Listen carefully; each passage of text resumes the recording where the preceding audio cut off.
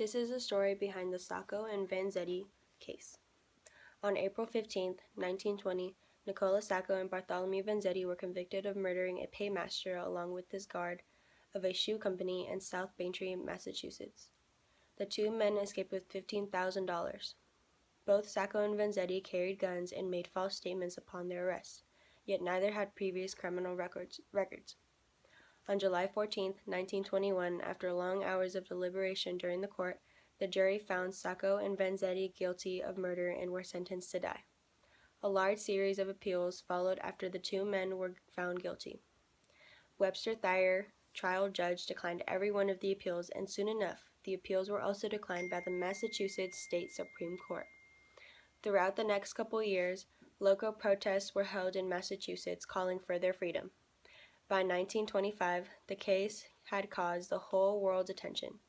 As it got closer to Sacco's and Vanzetti's prosecution, more protests were held in cities around the world, and bombs were set off in New York and Philadelphia.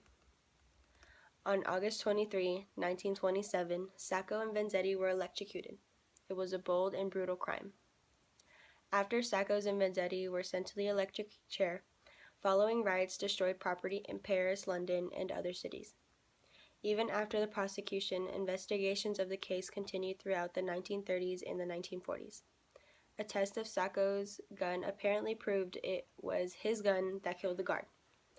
In 1977, they were exonerated by Governor Michael S. Dukakis of Massachusetts.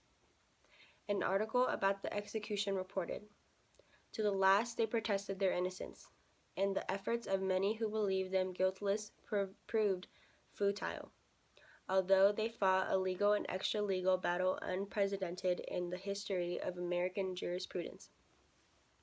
Sacco used his last moments to say goodbye to his friends and family.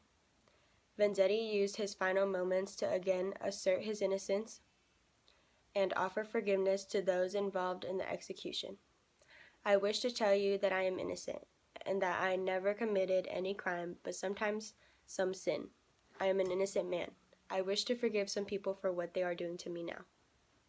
To this day, historians still debate the guilt or innocence of Mr. Sacco and Mr. Vanzetti.